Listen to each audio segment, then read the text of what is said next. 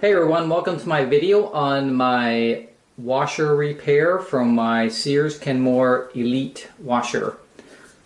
So I usually do these videos if I can't find something online that has a clear explanation of how to do something, and so it's just for other people that might have the same issue and need to do it. But this is my Sears Kenmore Elite washer and dryer pair. I got these they're about 11 years old now, and at the time that I bought them, they were the top of the line washer and dryer from Kenmore. Kenmore, of course, doesn't really make their own appliances. They're all just relabeled on some other manufacturers. So these are equal to or about the same as the Whirlpool Oasis brand or Caballeros. A couple different names under the Whirlpool name, but these are basically Whirlpool washer and dryer. And so if you have any of those models, you'll see they're very similar, and the repair process is going to be about the same. So the dryer I've never had a problem with since day one, still operates today perfectly, so no issues there. The washer, I've had two other issues in the past. So for the first 8 years it worked great, washes the clothes great, they're nice and clean. And then about the 8th year I had a problem where I was getting an error message, and when I looked up the error message it was about something about the water level sensor, and I found out that the computer board has a sensor on it, and there's a tube that actually goes from that sensor down to the bottom of the tub, and I guess measures some kind of somehow by pressure water level or something like that. Anyway, the computer board needed to be replaced, so that was $250 for a new computer board, and that did resolve the issue. And it was very easy to replace that board. And actually, when we do our repair today, since we have to take most of the machine apart, we'll show you where that is. And so that was it. After 8 years I just had to replace the board for $250, so kept going from there. And then about a year ago, so about 2 years later, it started getting this unbalanced load error, and it would actually make a banging noise when it was going to the spin cycle and things like that. And so after some research I found that the suspension rods that actually suspend the entire tub inside the frame of the washer had two issues. One, the springs start wearing out, and then two, the ball joints which ride in the frame of the washer itself. The ball joints were plastic and the frame is metal, obviously, so the plastic would wear unevenly just from moving around, and they have an updated part where they actually have a plastic liner that goes into the cup where the ball joint rides, and then the ball joint rides on that plastic liner. And so one, it's plastic to plastic now, so it's a smoother operation. No grease is required, and that's the other problem. The old grease would get gunky and sticky in the old ones with the metal and the plastic together, and that would also basically cause the ball joints to sort of bind up when the tub is trying to rock back and forth. Because what it does is it tries to rebalance the clothes inside the drum by rocking it back and forth, and then spreading the clothes out evenly in the drum. But it wasn't doing that anymore, so they were all bunching up on one side, and then it would get the unbalanced load error. The washer would stop, and it'd make a banging noise and that kind of stuff. So anyway, the suspension rod kit for all four of them was $36, so that was pretty cheap. Really easy to install. Only took about, I don't know, 10-15 minutes. And that completely resolved the issue. Not only that, I never get an unbalanced load now, even if I put the clothes in all on one side. So I put like a bunch of heavy towels and everything just to test it out on one side of the washer, and it actually spread them out evenly across the drum when it was washing the clothes. So issue number 2 resolved. So far I'm into the washer $290 over 10 years, so not too bad. So now a third issue has arisen, and that is that the washer still works perfectly. Everything runs through its cycles, no problems. But when it gets to the spin cycle and it's really spinning up super fast near the end, it sounds like a jet engine. So it sounds like you're standing next to an airplane and a jet engine is like starting up. That's how loud it is. One day it just started doing that, and it's never stopped since. And that obviously can only be one thing, which are the drive bearings in the washer, because it's the only thing that actually turns.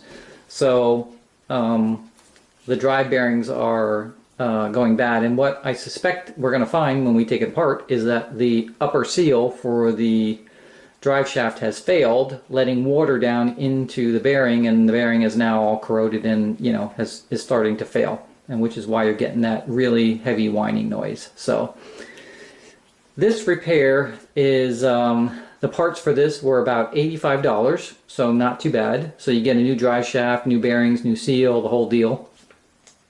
But unfortunately, you also have to buy the special tool to actually press these bearings into the wash tub. And so that tool was actually another $85, around $80, $85. So you're into it $160 for replacing the bearings and the drive shaft and everything in the wash tub. So this is probably the biggest repair you would ever do on this washer, because there's really nothing else besides the drive shaft. Everything is just a couple of sensors, tiny little pumps that are that attach to the tub, all of which you can easily get to without disassembling the whole washer.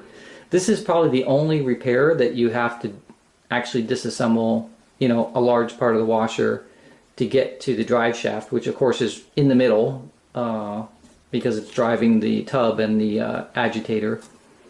And it's not hard, so anybody could do this. It's not hard, it's just a lot of steps, taking it all apart and then you know, putting the new bearings on and everything, and then putting it all back together. So, but I hate to throw something away that's perfectly good. And then of course, if I had to buy a new washer, I'd probably have to buy a new dryer, because, you know, you usually get them in sets and pairs, and, you know, if I'm going to get a brand new washer, I might as well get a brand new dryer at the same time. So that's a huge expense. So why go through all that when there's absolutely nothing wrong with these, except they just need a new part? And for $160, I can probably keep this going for another, you know, 10 years before it finally gives out. So now, having said that, when we get in there, if we find out something else major is about to fail or is cracked or who knows what, then at that point there's a possibility that you wouldn't want to spend any more money on it and you'd want to scrap it.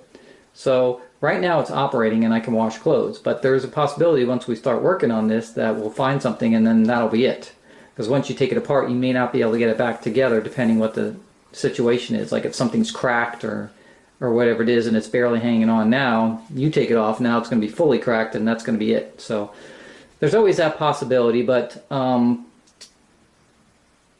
the way the washer works, it's because it's working so well and there's really nothing except this noise. I would say we're probably going to be able to repair it and find out. But what's nice about it, I just ordered my parts from Sears Parts Direct and they have a return policy, so if for some reason I don't use the parts, I can always return them and get, you know, my $160 back on that. So so that's it. So first what I'm going to show you is the actual symptoms, so you can see if that's the same as you guys get, and then we'll start the repair. So we'll move the washer into the garage and we'll start the process of taking it apart down to where we need to get to replace the bearings.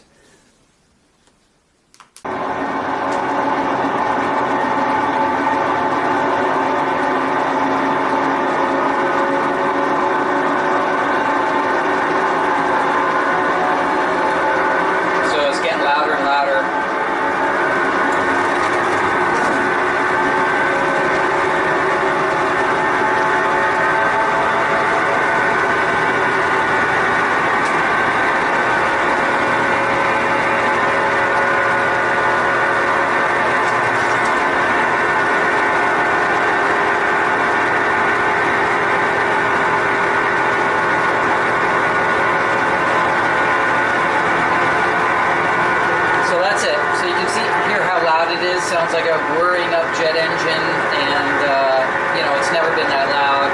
And also the agitator in the center is actually sort of like wobbling a little bit off balance, because there's like, you can tell there's like play and some slack in the bearing going on there. So this is going to be your symptom if your drive shaft bearings are going. So, and as it spins up even faster right near the end, it's just, it gets louder and louder.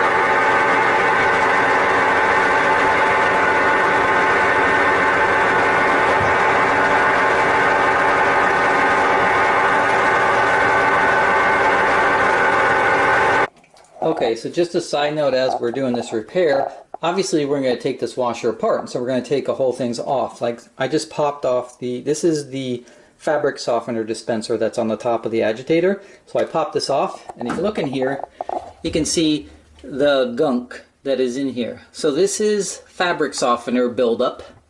So over all the 11 years, you can see how much fabric softener residue has just kept building up inside here.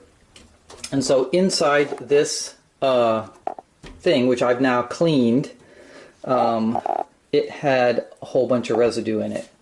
So let me show you. So this is all the gunk and residue that I took out of this dispenser right here, which pops into the top of the agitator. That was all built up on the inside of here. And this actually comes apart here. This two halves come apart. So this whole thing was gunked up in here with all kinds of residue. And then it has this big cup, which was also gunked up with the residue. And inside here, it was all gunked up with residue. So the way this works is this big cup goes in here, and you can see there's like these little feet on it that create a gap between the top of the cup here and this holder. So that goes in like this, and then the bottom goes on, that just has a hole in it. So what happens is when you put your liquid in here, it holds it in that clear cup.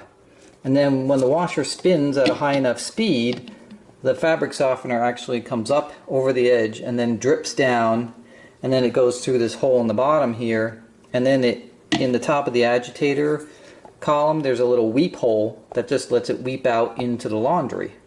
So it just uses centrifugal force, basically. The problem with that is there's always going to be like fabric softener dripping down that doesn't get completely out. So these things get completely gunked up. If I had known this thing popped off, I would have cleaned this multiple times throughout the years. But that's what it looks like after 10 years. It's just gunky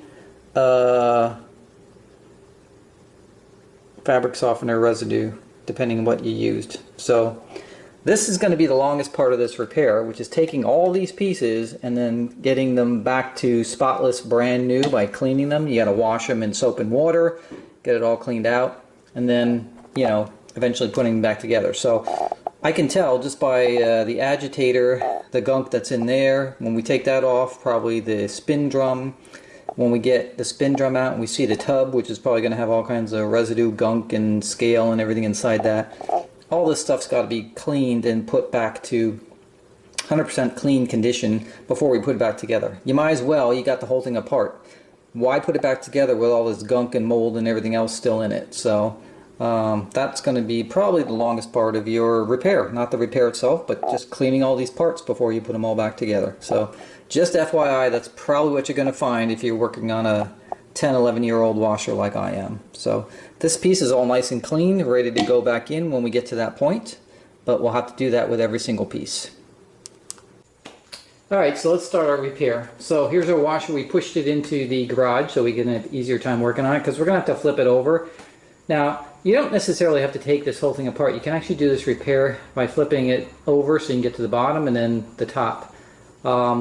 And we may not take it all apart depending on what we find and how dirty it is. If it's super dirty and there's mold on the inside or anything, we're going to take it all apart and power wash it and everything. But you don't need to for this repair necessarily. So first thing we're going to start with is in the back of the washer. We're going to take off the head unit there. Now, again, not everybody has to do this because the top of the lid here actually flips up, but the hinges on the back are not enough to support it. It will just rip right off the washer because it's sheet metal, and you have to use like a lanyard or something to hold the top up. And the problem with that is this top is super heavy, and if it comes down on your hand, you're going to go to the ER because it's either going to be broken or you're going to lacerate your finger or something. It's going to be a bad situation.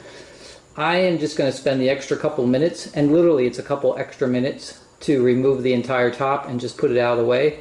And then first of all, that completely takes a lot of the weight off the machine itself, and then two, there's going to be no chances of an injury. But you'll see other videos where people just flip up the lid and put like a bungee cord or something to hold the lid from going back too far.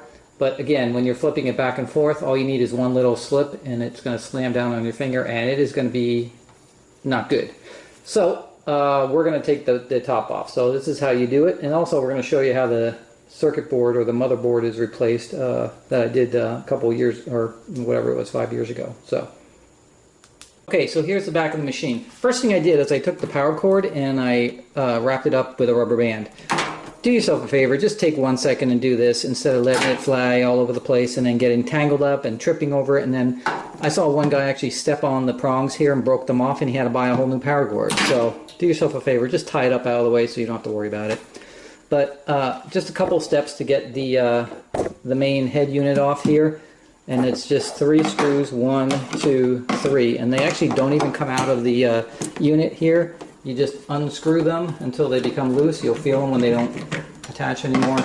They're permanently attached inside the housing, so you can't pull them out, so they can't fall out either, so you can't lose them, which is nice.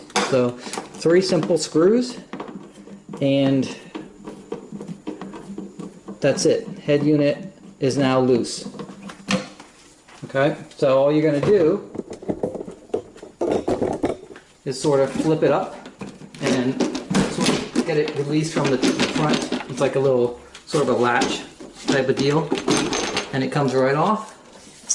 And you can see right here, the only thing that's holding it on is this one cord, which, if you look on the side here, is just attached to the circuit board. You just pull down this little tab here, just push it down a little bit, and this will come right out.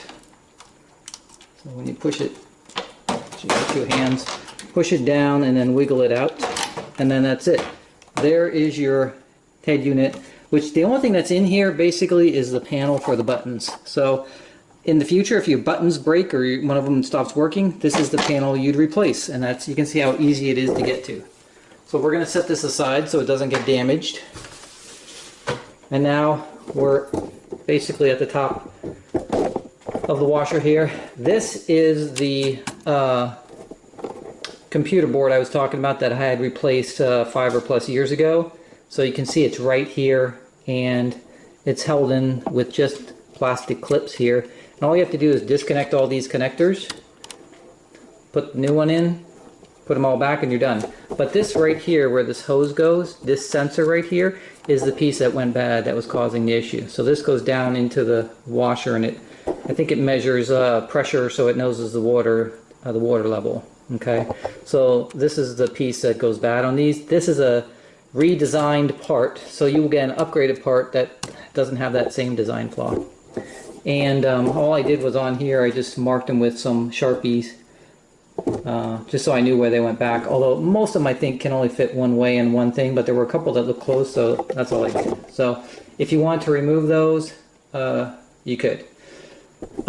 So if you want to remove the top of the washer, you have to, obviously, if you look down here, disconnect the wire sets that are going to the top, and that's the only thing that holds it on. Then if you disconnect these wire sets, now you can take the whole top off. So all you're going to do is what I just did on that other one right here, and so on each one of these connectors, you're just going to push down and wiggle it out, and they'll all come right out when you wiggle them out.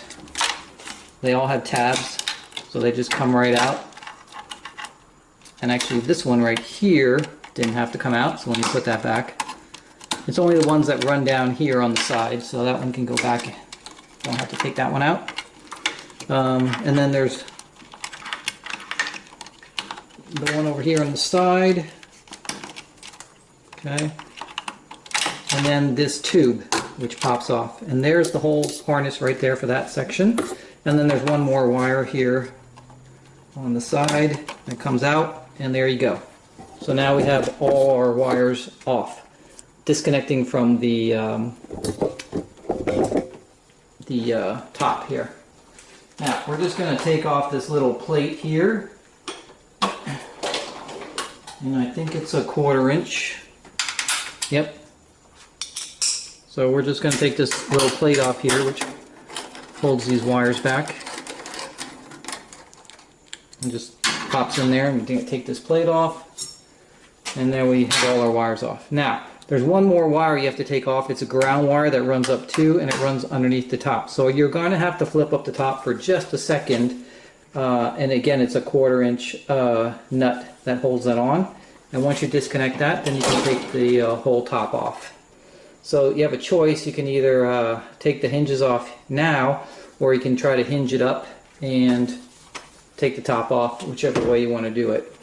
Now, the way this works is on the front here, right about here and right about here from the inside, maybe 6 inches or so, there's a spring-loaded clip, and when you push in on it with like a putty knife, or if you have a trim tool, then it will push it in and you'll be able to lift the front up and then actually flip it up.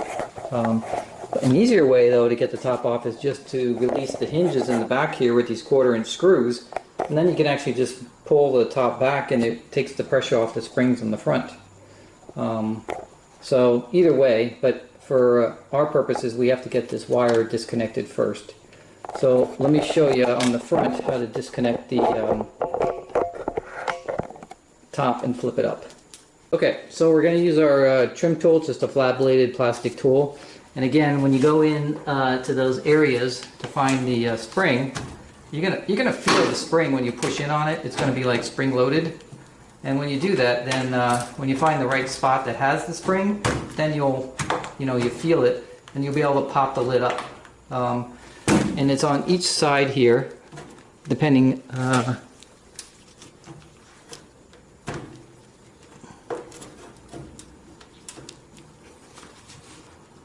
And it's, there it is right there. Okay, so if I pull that, you can see now I got this side up right here, right? So on the upper side, there you go. And it's just these 2 spring-loaded clips. They're a pain in the ass, actually. And that's all there is. Now, this is really heavy, and those springs in the back are not strong enough to hold it. So that's why they're saying you have to put a lanyard on it to hold this so it doesn't fly back too far.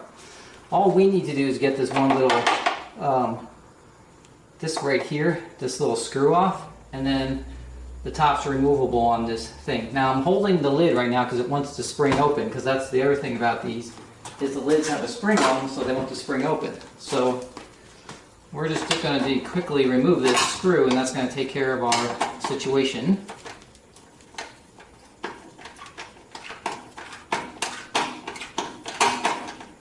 And you notice I'm using work gloves because underneath here, all these edges are really sharp. So if you don't want to slice your hand and go to the ER, then put on some work gloves when you're dealing with all this sheet metal and everything underneath here. Okay, so we got our screw out. So now our wire is disconnected here, and basically we're good to go there. So we can actually put this down. Okay, and actually it clicked into place again, but let's go in the back. Alright, so we're in the back again here, and all we're going to do now that we've got it disconnected, is we're going to take off our hinges, which are actually a little bit bigger. I think these are 5/16. Yep, so 5/16 for the hinge. Okay, we're going to just take these off here.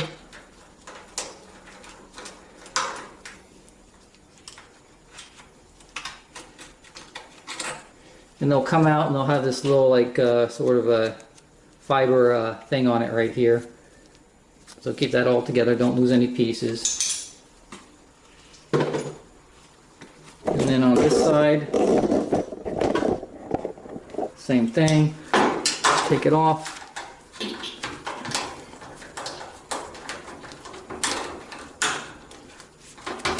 It'll flip up and come out, and there you go. And that's it. Alright, now this top is completely separated from the washer now. If you want to pull out the little green ground wire so it doesn't get caught, you can do that. So that's part of the bottom part here. This is all in the top part here. And all we got to do now is lift it up and pull it off. Because now that we have the hinges off in the back, this is loose. There's no tension on those front little springs anymore, and we can lift it right off. And then we're ready to go. So we got our cord here, we can put up in this part right here, and then we can lift it off and then put it aside, and it'll come right off. As you can see, if I push it forward here, it lifts right off, and that's all there is to it. Don't forget, before you lift off the top, because again that top is spring loaded, to just put some duct tape on both sides. That way it won't fly open while you're trying to carry it and either hit you in the head or bang something or damage something. Okay. Okay, so now you can see we've got the top off.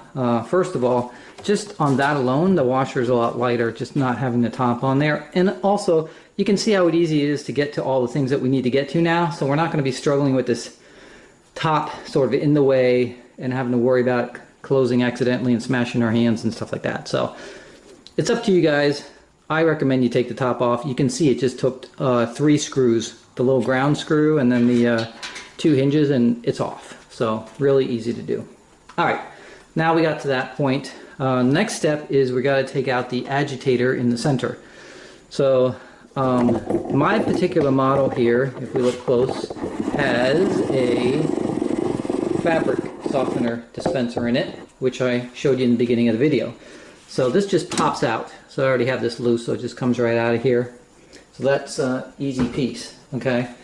Then what has to happen is there's a cover cap in here. It's like a clear cap with a black seal around it, and you have to pull that out. So there's 2 little like fins or tabs there that you can sort of pull on, and you just have to work it out. And underneath there is the bolt we're going to need to get to undo the agitator from the main part of the drum. So let me get that out first.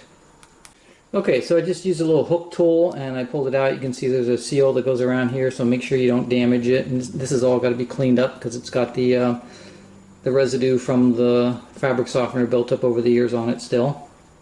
And that is just your cap. And then underneath here, there should be a bolt somewhere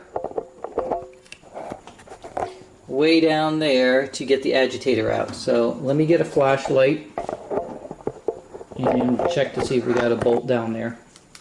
Alright, so we got it's a 7/16 inch nut at the bottom there, and we just got 2 extensions together, and we used our impact wrench, which we have, that broke it free, which was nice and quick. And the thing about that is the basket will try to spin as you're trying to get your bolt out, so it's going to be hard to break it free. So either somebody has to hold the basket while you're trying to get it out, or you got to use an impact wrench that will just quickly break the nut free. Okay, so then you have it unscrewed. So what will happen next is you're going to pull out the agitator from the bottom here, and it just comes right off. Now there's a bunch of pieces inside this agitator, and the bolt is down here too. Now don't just leave it the way it is for now, and then you can clean it later. But don't have all the pieces fall out because there's like 3 or 4 pieces in there. So just lay it aside, and you'll get to that later if we clean it. Now, you could clean each piece as you're going along, which is what I thought I was going to do, but then I thought, no, what happens if the whole thing is scrap and I can't fix it because there's some other problem, and then now I've got a problem that I can't, I've cleaned all this stuff and I just waste my time. So don't clean anything until you know you can actually fix whatever the problem is. Alright, so now that we have that out, what we're going to do at the bottom here, try to get a better angle here, you should be able to pull out the bottom agitator. You should just jiggle it off and it should come right out. Okay? And if you look underneath here, this is actually really clean, so that's pretty good. Okay? It does have this little sleeve on the top, so don't lose that. You're going to need that later on when you put it back together. And you can just put that aside. And then if you look at the bottom here, you can see the drive shaft sticking through there. And there's a collar there, a geared collar, with 6 screws that you're going to have to remove to get the spin basket out. Now, before we do that, there's a couple other things before we can actually pull the spin basket out. We have to remove this top piece right here that connects to the outer tub. And before you can do that, you just have to take off this hose right here. So you can get a pliers. Let's get like a little needle nose vice grips because it'll hold it. And a little bit. Closer through this. It's just a spring-loaded clamp, unless somebody has already like worked on this washer before, and there's a possibility that that clamp has been changed to a screw-type clamp. But whichever it is, you got to just spin it around a little bit first so you can get on both sides of it, and then you can just clamp it. And then after you get a good clamp on it, you can move it down. Spring-loaded clamps are always a pain in the butt, but once you get it, if you can get it at the right angle, then you can just squeeze it. You're just squeezing it and moving it off the hose so you can get it farther down so you can get off the nipple there. Okay, so now that that's moved, you're just going to take the hose off, which should slide right off, and it does. So there you go. So now all you got to do is take off this top piece, and they're just clipped on with these little clips right here. So you just go around the edge here and just pull it out a little bit to release it from the little tabs, and you'll be good. Now, before I do that, because again, the whole thing is in around sheet metal, so I'm going to put my gloves on here. Don't want to cut my hand. And you're just going to go around the entire perimeter and release all these clips is all you're going to do.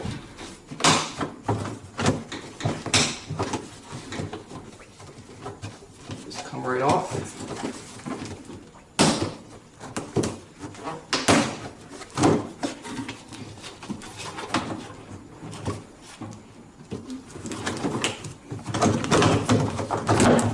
One more here and that's it. Which of course is going to be the biggest pain. So if your clip is giving you a pain, just get a small screwdriver and then just plop it in there and pull it out, and then it'll come right off. And that takes off this cover here, so that's out of the way.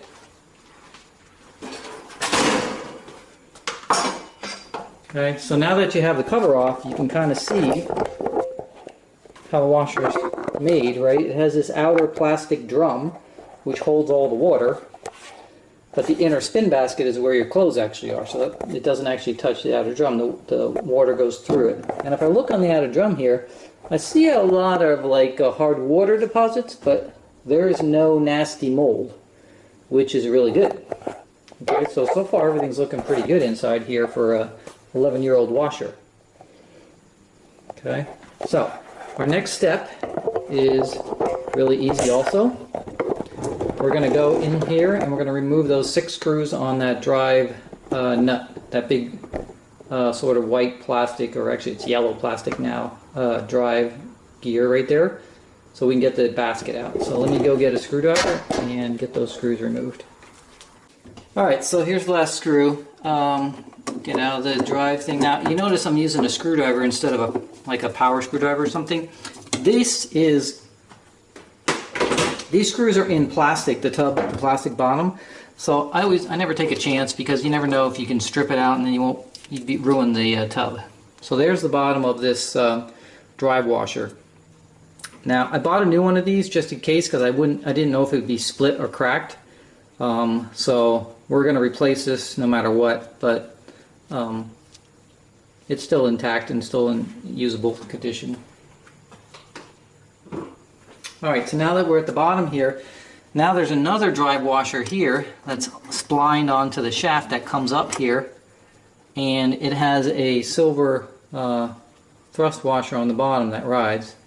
Now that has a pretty good groove on it, and luckily I have a new one of these too. It came in the kit. So that's pretty much that. So now the tub itself should just come out of the, you can see it wants to come right out. So it's just going to lift right out off the drive shaft. It may be stuck a little bit because of rust and everything on it. You could put a little penetrating oil on it if you have a hard time getting it out. This one doesn't look like I'm going to have an issue. It looks like it's going to come right out. So let me pull it out of the washer. Okay, so this didn't come out as easy as we thought. The drum comes up about 3/4 of the way, and then it gets stuck. And it's because, now this is just a sleeve. There's no clips or anything like that. And so it's stuck because at the bottom there is a ring of rust that's most likely going around this sleeve, and it can't get by it because it's a very tight, precision fit between the spin drum and the shaft. So I've sprayed a lot of penetrating oil down there. We'll see what happens if it helps dissolve it a little bit. I just wanted to get this started today. It's late on a Friday night, so I might just leave it overnight and see. If not, then we're going to have to go to plan B, which is putting a piece of wood across the drum here, right underneath this lip, and then putting a little jack in there and jacking it and slowly just basically using pressure to pull it off and get by that little rust spot. So this was the piece that would be the most difficult out of the whole repair right here, getting this spin drum out. If it comes out on yours easy, you're home free. If it's stuck like it is on mine, which probably most of them are because they're going to have rust down there, you're going to have to, first of all, try to let it soak with penetrating oil. If that doesn't work, you're going to have to use the jack, or the other choice is that we could disconnect the motor from the bottom, because we have to do that anyway, and then just punch the drive shaft through with the tub on it, and then once, with the spin tub in it, and then once we get that out with the shaft on it, then we can just take a hammer and tap it out. Because right now we just don't have any leverage to pull on it, and the problem is like this whole thing is moves because it's on suspension springs, so it's not solid. So it's really hard to pull it out. So we have two options, but either way we'll get it out tomorrow, and then we'll proceed with replacing the drive shaft. Alright, so we have the spin drum out, as you can see here. We did get it out, and we didn't have to use a jack or anything. The penetrating oil eventually got it out, so actually what I did was I put a vice grip around the shaft here, and I held it while I turned the drum to sort of break it free. But you can kind of see the corrosion right here where it rides, and you can see right here this is all corroded right here, and so this is why it was kind of stuck on there. So the drum does not spin on this shaft. The shaft is like fixed to the drum, and the shaft is what spins, not the drum. So it's okay that you know, the sleeve probably on the drum is a little bit corroded too, but that's okay. We're putting a brand new shaft in, so that'll be fine. But you can see the sort of the way it kind of ate away at it right there, which is why it was stuck. So luckily I only had to wait like 30 minutes, and then eventually I was able to get it out. Once I held the shaft and I turned the drums to try to break the rust, and then just kept banging it up and down until it finally came off. So we got it off. And so actually if we look in the drum here, it's super clean. There's no mold in here at all, which is fantastic. There's some this little soap scum right here, and for the most part it's pretty clean. There's a little like scum right here in this little thing here, and this actually is where that little hose comes up for the water pressure sensor. So if you look way down here, you can see where that hose kind of goes down to that little part of the thing, and that needs to be, we should clean that out, because water goes up there, and then water can come down, and you know, a little bit of dirt can come out of there, so we'll clean that. And then there's this plate right here which comes off, which we'll also clean too. So underneath here is the drain pump, and so this is supposed to prevent all kinds of gunk going into the drain pump and clogging it, but I'm sure when we pull that out there's going to be lint and all kinds of stuff in there, so we'll clean all that out too. But luckily we don't have to really power wash this. We'll be able to just use some soap scum cleaner in here, clean this all out. It'll be fresh and brand new.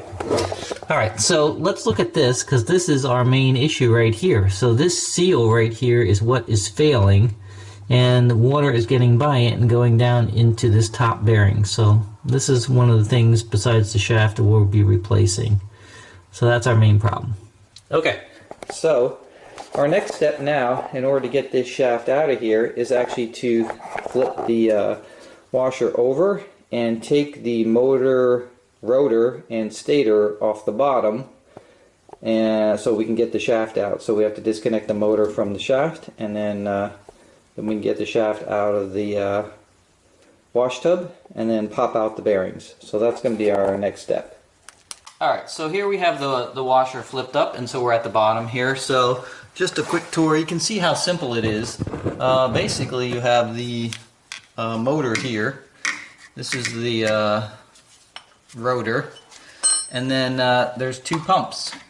You got the fill pump and the drain pump down at the bottom here, and that's pretty much it. So it's pretty simple design. You can see this just attaches to the tub itself, and there's nothing else underneath here.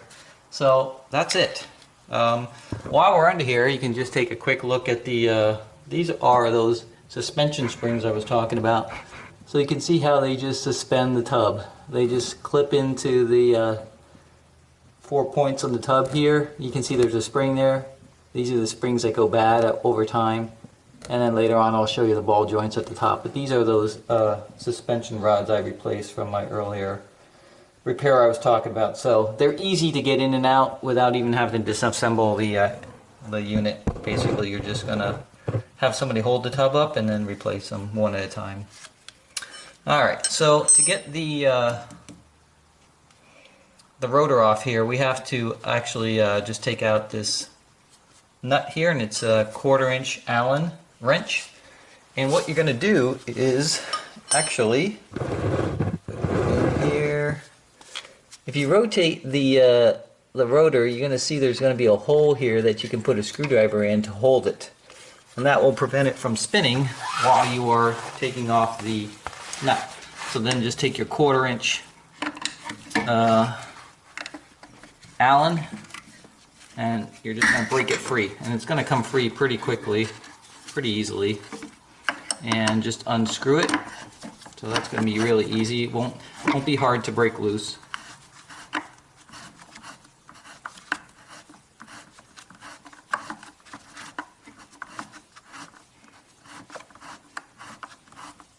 Okay, and it's just it doesn't come out. It just, you get it loose enough so you can see that it's not engaged anymore. Then you can take that off, and then you're basically just going to sort of wiggle off the rotor until it comes off the shaft.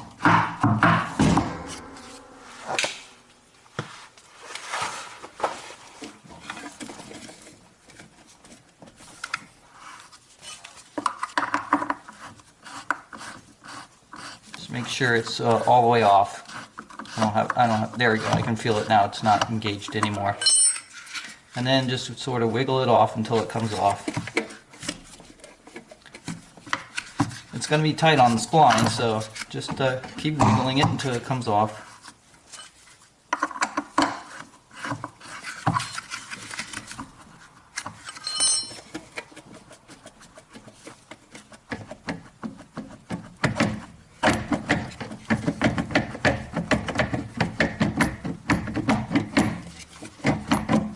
It's a tight fit.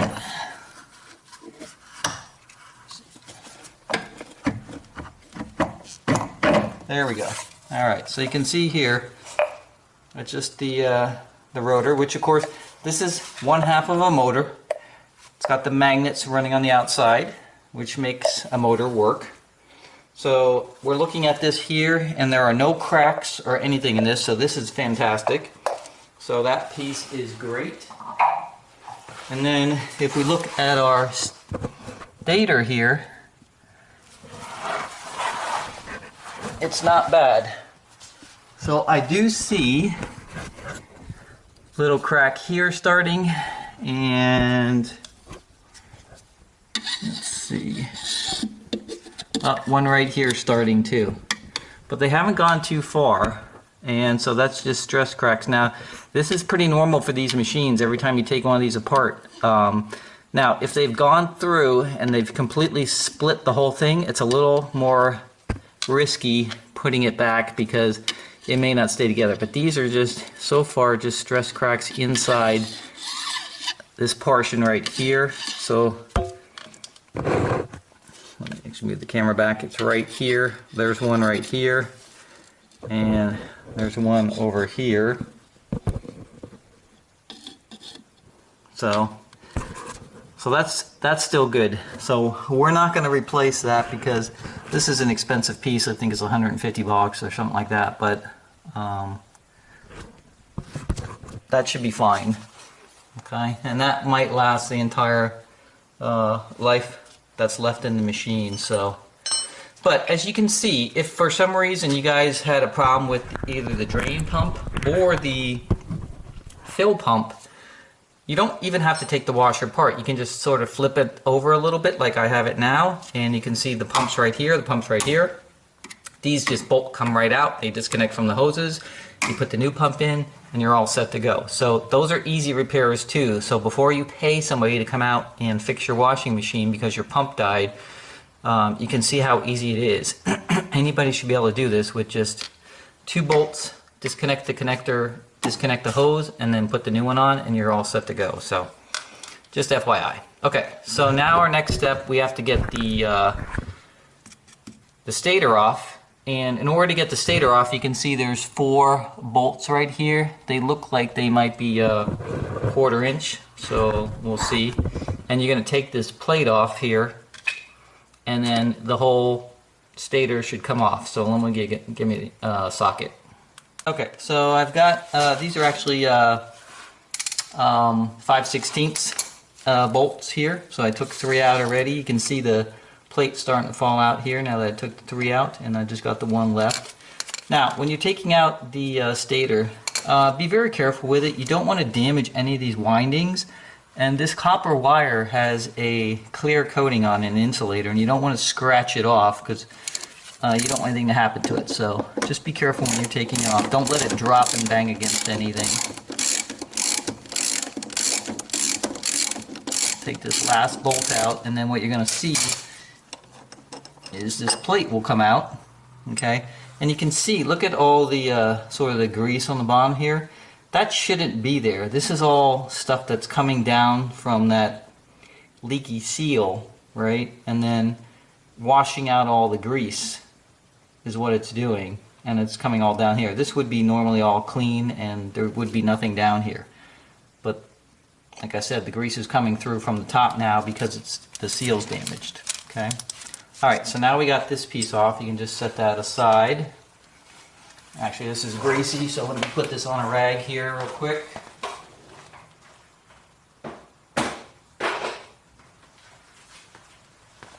Okay, so now we can take the stator off. So this should just like come out fairly easily. Just sort of wiggle it off. It's really heavy. And then what you're going to see here is these connectors, which you're going to have to take off. So here's just, oh, and by the way, this little shield here, this plastic shield will just fall off. It's the motor shield. Alright, so you're going to take these connectors off. You're going to wiggle this one off. That's the power connector for it right here.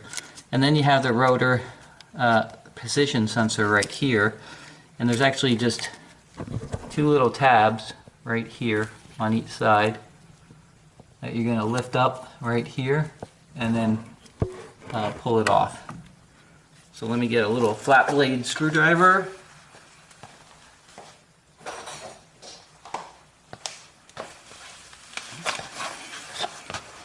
And we'll just, again, just be careful with it. You don't want to damage any of the coils, but just lift the little tab off and then it'll come right off. Okay, again, it's really heavy. And then just set it aside to protect it so nothing happens to it. Okay, so now we're down to we're getting down to the nitty gritty now, as you can see. So all we got left here is this nut. And once we take this nut out, then we're going to have our shaft free that we can pop it out. Now, before I do that, I'm going to take a little rag here.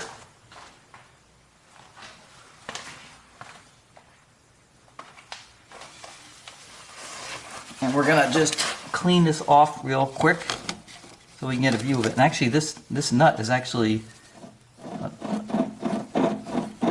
no, it's not loose, I'm sorry. Thought it was loose there for a second, it's just the shaft turning. Okay, we're going to clean this off right here. And what I want you to notice is, first of all, the bearing, you can see, has a little, is not fully seated completely. There's a little bit of a gap there. Okay, so that's the way it should look like when you put it back in to make sure it's seated. And then you have this nut here that you have to take off. Now, if you listen to this as I turn it. So you can hear it. It's like sort of a grinding noise as I'm turning it. So one or both of these bearings are bad. That should be a completely silent noise, and this should just spin freely, but you can hear that noise. So this is definitely our problem. And so far everything is looking good. So all we have to do is take this nut out, which is about 1 1/4 inch, and we're good to go. Now we're replacing this shaft here. So it's okay if we put a vice grip on here, because we don't have to worry about damaging the splines because it's being replaced. Okay, but you need to get a vice grip or something on here, channel lock, to hold it while you break this nut free on here. So I'm going to get my vice grip and adjustable wrench, and then we'll break that free. Okay, so I've got my vice grip on here, and I'm just going to put my wrench on here basically, and then you know, break it free, and that's it. It's loose. So it's not on there very tight. You don't have to worry about like doing all kinds of force. And this is just the nut. Comes right off. And that's it. Okay. So now our drive shaft here is actually ready to come out. Now, the drive shaft is not pressed into these bearings. It just rides in these bearings with a nice tight fit. But it's not pressed in those bearings. So you can just take a hammer and pop it out. So let me grab a hammer.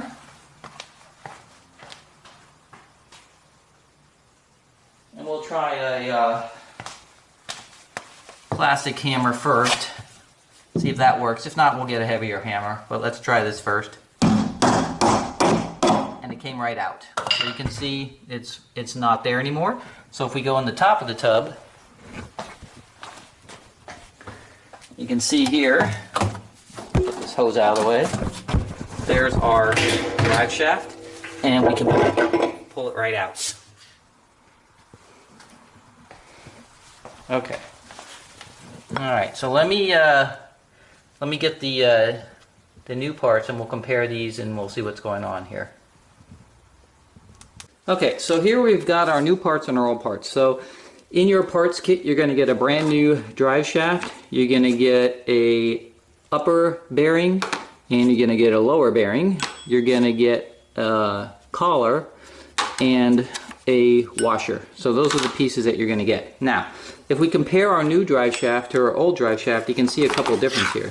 First of all, this seal right here, okay, if we pull this up right here,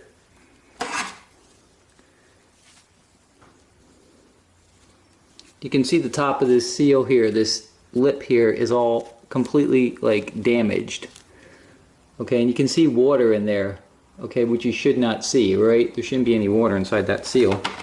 And if you look at the drive shaft itself, first of all, there's a couple things here. You can see right here how corroded it is right there. And then look at this corrosion right here on the bottom here, right? So that's right above the seal rides. And so basically this metal, this steel that they made this out of was susceptible to this corrosion. And you can see because this is all worn away here, you know, you have some gaps there where the drum would be. So we're going to get a luckily brand new one of this, brand new seal, brand new everything else. So this is a updated version of it, and so all we have to do is replace all this stuff. Now, first thing we have to do before we can actually put parts back in is we still have to pull these two bearings out of the wash tub. And so they give you a special tool in the toolkit to do that. So let me go grab those. Okay, so if you buy the toolkit to get the bearings installed, you're going to get the bearing press, which we'll unwrap a little later when we get to that point. You're going to get the tube, which is basically just a piece of PVC piping, and this is what you're going to use to put pop in the seal. But then you get this just a steel rod, and this is the punch rod that you're going to use to punch out the bearings in the drum. So let's get these punched out, and then that'll be the last piece of disassembly. Okay, so this process is pretty simple. You're going to take this rod basically, and you're going to put it in the drum, and you're going to get on the edge of the lower bearing on the other side, and just use a hammer to tap it out. And you're going to do the opposite from the bottom, and tap this one out. So put it in here. I can feel the edge of the bottom, and it popped out.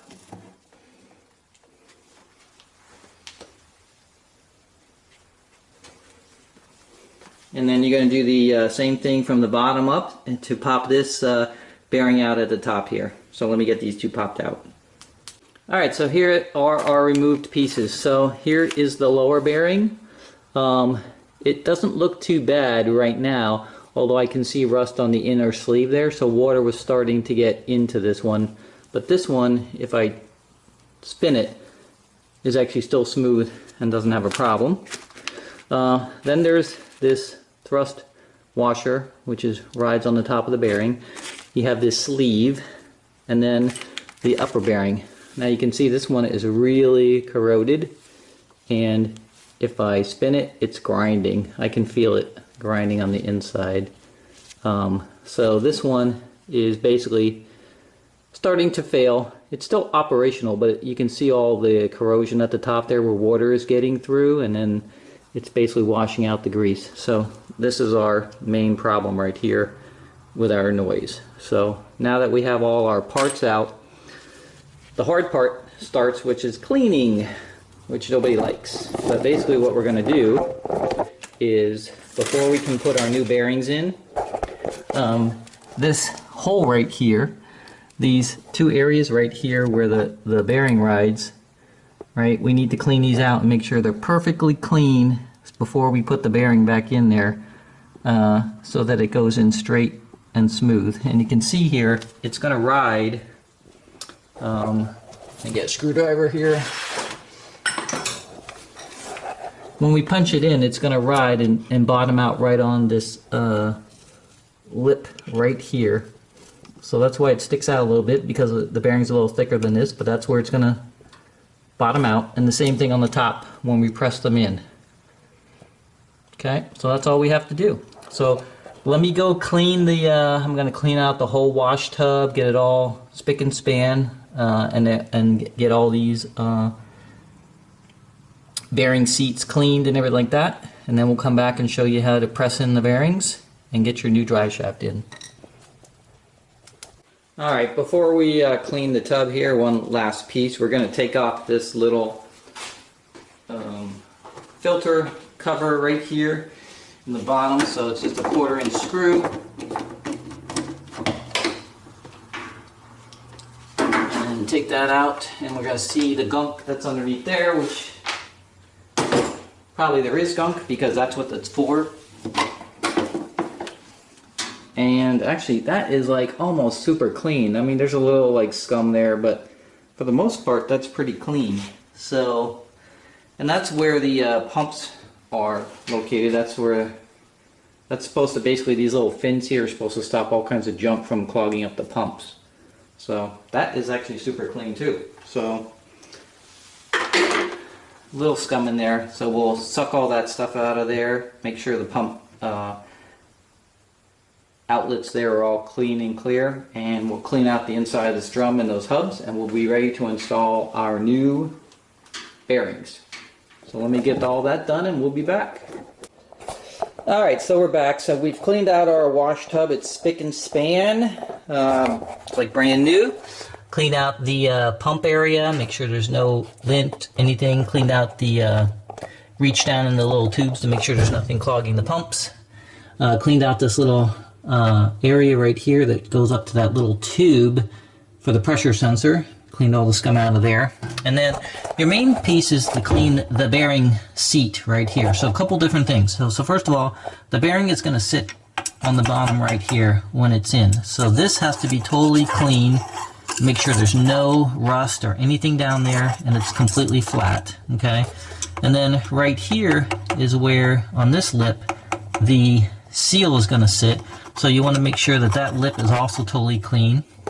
And then one other little thing is there's a weep hole right here. What this is supposed to do is if any water gets by the seal, it's supposed to go in that weep hole and out instead of going down into the bearing. I'm not sure that really works that well, but take either a pick like I have and make sure it's cleaned out and there's no blockage there, or You can get a paper clip or something in there, but just make sure it's clear before you put that all back together. So this is all smooth here and ready to go. So the bearing is ready to go in on the top, and then on the bottom we're going to do the same thing and clean out the seat and make sure it's the same way. So let me go clean out the bottom and then we can install the bearings. Alright, so here's our tool that we're going to use. So the way this tool works is you take off the nut off the end here. And there's just a bearing to make it easier to tighten down the nut when you get to that point. So you're going to have two pieces. You're going to have this lower piece and this upper piece. And these pieces fit inside these bearings exactly. So you can see. So what happens is you're going to place the top bearing in the seat, put this in here, and from the top you're going to lower this down. This is going to rest in the sump area, and what that does is it just bangs against it so it holds it while you're trying to tighten down the nut below. Then you're going to put on your lower bearing and do the same thing from the bottom. Put the nut on and tighten it up, and it'll squeeze the bearings into the drum from both sides. So that's the way the tool works. So all you have to do basically is just seat your bearing in the top, and then before you put the bottom one in, you just have to put this sleeve and washer on. Okay, so the first thing we're going to do is take our large bearing, and there are two sizes so you can't mix them up, and we're going to put it in the top of the wash tub here. So we're just going to seat it in here. Just lay it flat, okay? You don't want to cock it, just make sure it's sitting there flat inside the tub. And then you're going to take your top one. Again, there's only one size will fit, so you can't make a mistake. Put it in there. And you notice it also fits inside the opening here in the hub. In the tub, I mean. So it fits perfectly, right? So then what you're going to do is take your tool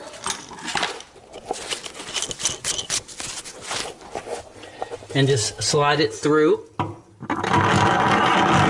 and then you want to make sure that this is riding in the sump, because it's going to hit against here as you're tightening it up to hold it. So you just leave it right there like that. Now we're going to go to the bottom and put our pieces on.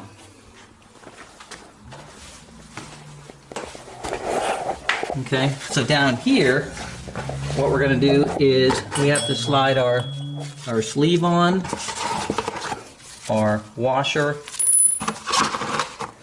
the bearing, and then our press.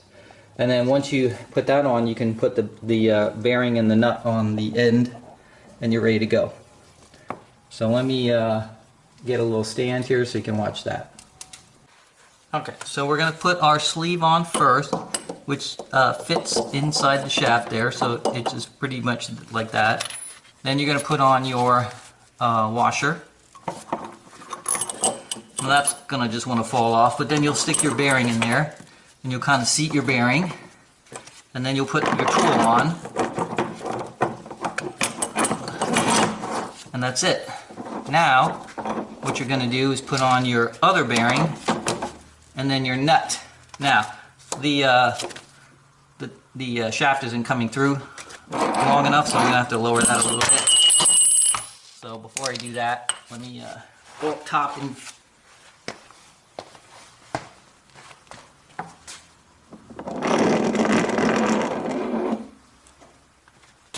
so when you get your tool, basically you can see here that the you have some play here, so you can just move your nut down there and then lower the shaft on the one piece here. And then just snug that up like that, and then that should be enough to get it through. So if we put it through now,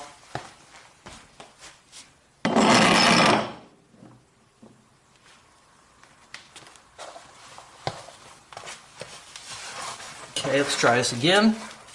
So first we're going to put our shaft on. It fits right up in there, and then we'll put our washer on. And then we have our bearing here on our press.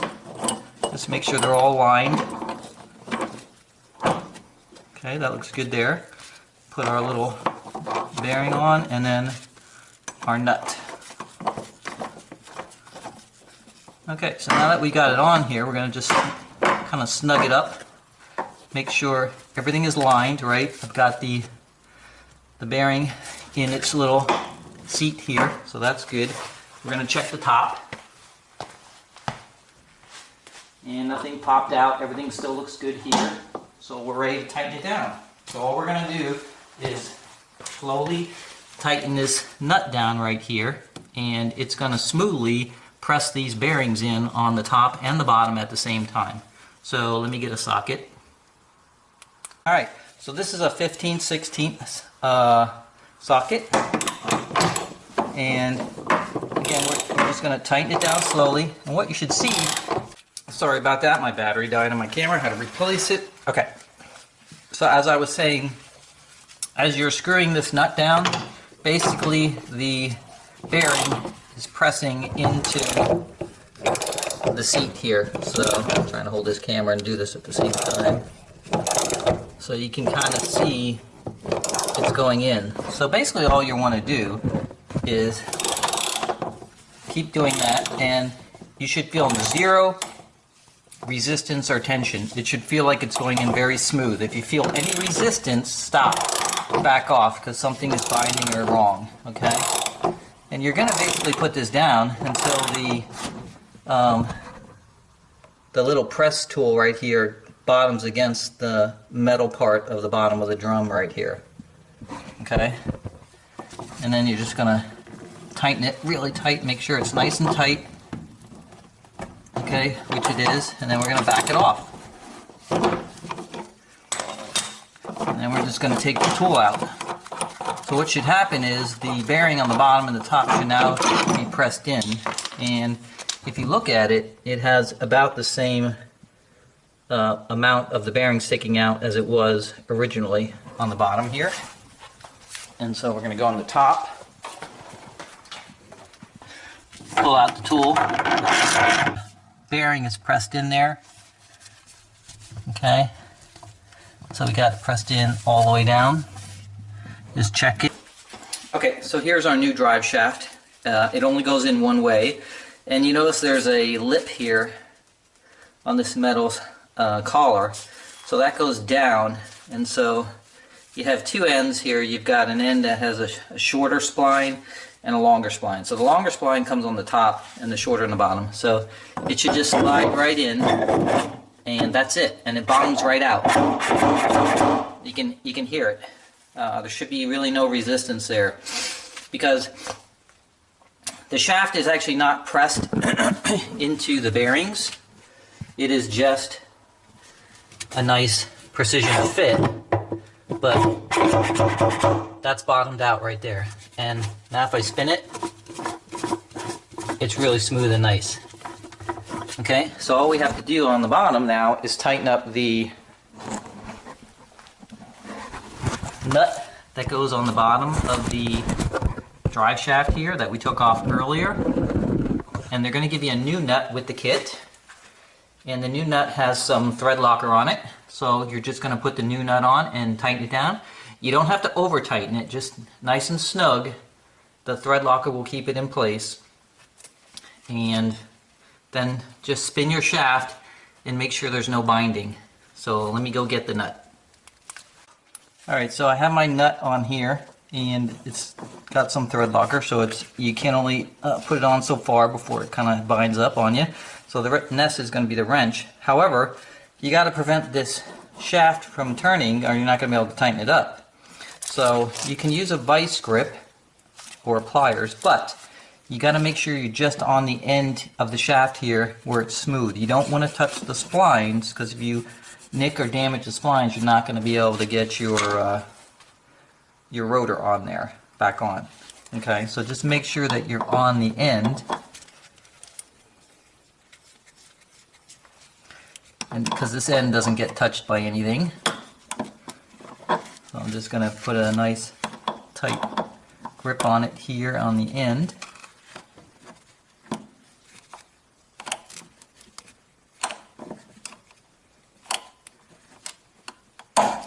Okay. So it's actually a little off there. Hold on, let me get it so that it's got a nice bite on it.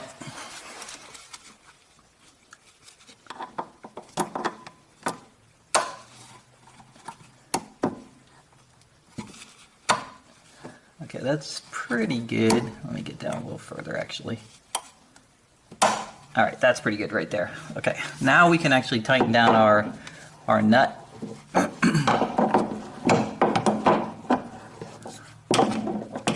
And I'm just using an adjustable wrench, and it's about 1 1/4 inch is the size. So make sure you have an adjustable wrench that's big enough. And this is going to do two things once we start tightening this down. First of all, if there is any tiny little bit of space still left between the bearings and that sleeve in the middle, this is going to make sure that it takes up that slack, and it'll pull down the bearing on the top if there's any. If it's not 100% quite seated, it'll hold it, and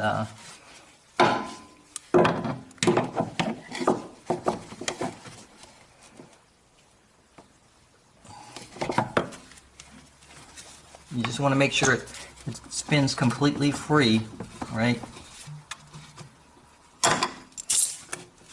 Okay, so now we're ready to put the stator back on now. I cleaned all the grease out of this. I don't know if you remember it from the previous picture, but this was full of grease that had dripped down from the bad bearings. Same thing with the plates, so got this all clean. You don't want to leave this grease in here. First of all, there's no purpose to it, and two, all it's going to do is degrade the plastic. So clean up all the grease off of it, and you'll be good to go. Alright, so the stator can only go in one way because the connections have to go up into the washer, and then the stator plate can only fit one way. There's actually little grooves right here that fit onto the fins here, but this raised part fits into this indentation right here, so it can really only fit one way. Once you get it up here, you'll see it'll only go in pretty much one way. If you try to do it any other way, it won't fit flat, so you can't really make a mistake on this one when you're sticking it up there. Okay, so that's just going to be like that. And then first thing you want to do is make your connections on your stator. So I'll pull it in here. Alright, so you got two connections that you need to make. You got to put the rotor position sensor back on. Now, when you put this back on, basically there is an arrow right here on the stator that goes with an arrow, this little notch right here on the sensor. So that's how you know you have it in the right position. So all you're going to do is line up those arrows. A little tab goes between the coils here, and you're just going to basically snap it onto the thing. Now, if you notice right here, there's like these three little pins back here. So they're going to go in between the coils, and then it's not a big deal. It just kind of snaps on. You just make sure these two things on each side are engaged, and that's it. And make sure your arrow lines up with your notch, and you're good to go. Then you're going to take your power connector and stick that on. Just make sure it's fully seated. And that's it. Now all your connections are made. Now you're ready to put your stator back on. Before you do that, on the upper part here, you're going to want to make sure you put your thrust washer in. So there's little notches here, little right here that it fits into, so it can only go one way basically. And then we're going to flip this around here, actually this way. And this is the sort of the tricky part. You got to get this cover up in there in addition. So if you put your cover on your stator here, so your rotor position sensor basically is in that little notch there, and then get this up inside the tub, and then just have your screws ready that you can put them in.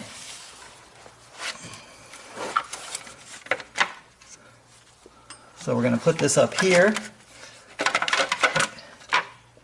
So it's finicky, you gotta just sort of play with it till you can get the right spot.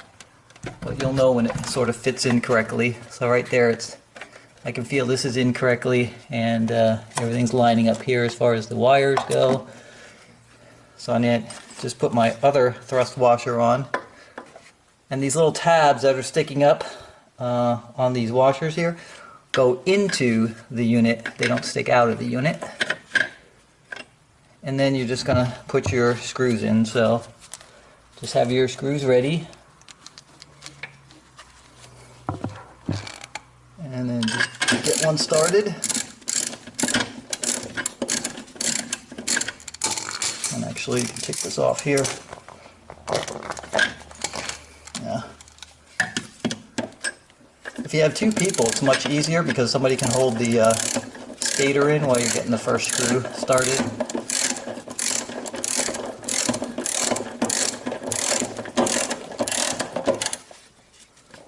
But you just need enough to get in there so it's started on there. And then make sure before you put any more screws in or tighten it up, you have everything in the right position. So the rotor position sensor should be out here. It's in the notch. Everything looks good.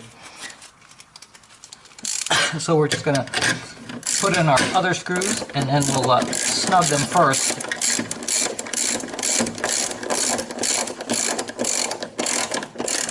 We're not going to tighten them up. Just get them all started.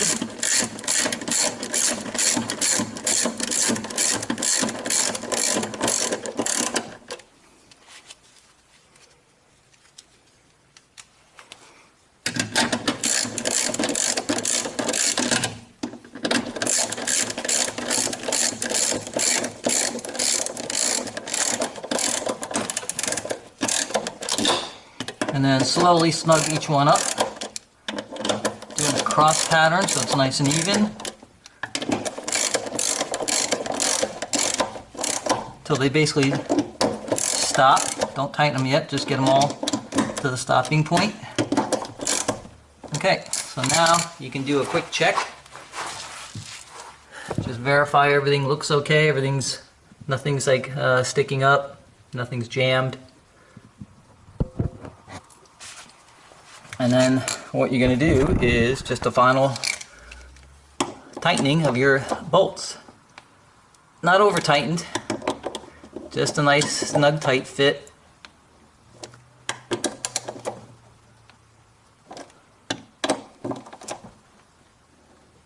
And that's it. So you've got your drive shaft in, turning freely. You got your stator on, everything's secure. This never moves, so the stator is the part that stays still. The rotor is the one that moves around it. Just check your wiring here. Make sure all the pieces didn't come out here that hold the wiring loom in. Okay. And all this is good here. Connections are all good, so we're good there. Alright, so we have our stator now installed on the bottom of our unit. So we have just one more piece at the bottom here, and then we're done with the bottom of the unit, and that is to put the rotor back on. So if I grab the rotor here, again, any grease that might have dripped down there, you see, you can clean off real quick before you put it back on.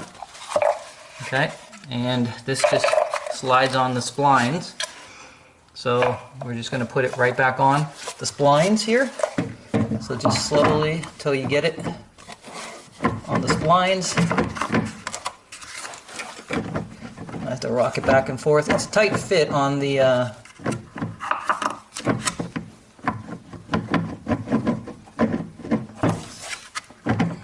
stator, so I mean you have to play with it until you get it on there. But just make sure none of your splines are damaged, and then it should slide on.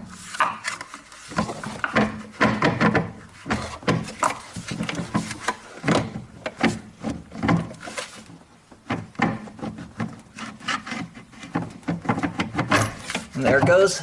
Okay, now it's nice and free. Okay. Now you're going to take your Allen wrench that you had before, and you're going to tighten that up, so let me go grab that. Alright, so just like before, you're going to line up the rotor with the hole so you can put your screwdriver in. And then you're going to just tighten down your Allen screw right here. So it should easily thread into the shaft.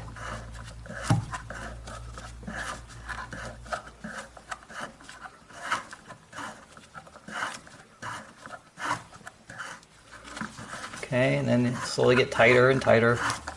It's pulling the rotor up on the shaft, so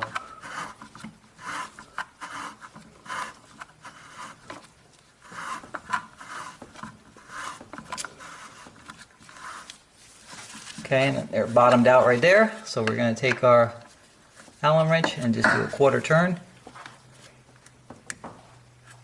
And that's all you need. And it should spin freely. There should be no binding whatsoever, because if it binds, then the motor's not going to work. And that's pretty much it.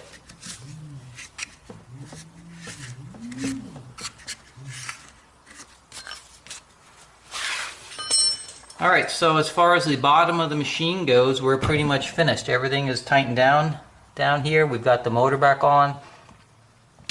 Our new bearings are in. So we're done. So we can flip the machine back up right now and then start working on the top portion of it to get the seal in, and then putting the rest of it back together. Alright, we're back at the top of the washer here, so you can see our bearing has been perfectly seated. We got our shaft. We just have to put our seal in here. That's the last step of the last new piece that we're putting in the washer that we have to put on there. Before we do that, though, since we have the top off here, I just want to show you these suspension springs, which are just basically these long rods that go up into these little ball joints at the top here. And they go down, and they connect to 4 points on the wash tub at the bottom there. And they just snap in. There's like 2 little tabs that you release to get them out. But below that white plastic part down there, there's a spring, and that's what makes it bounce up and down and rock back and forth and gives it suspension. This is the area right here that the redesign fixed with the problem. This piece right here, this ball joint, just rode inside the metal cabinet before, and there was some grease between the two.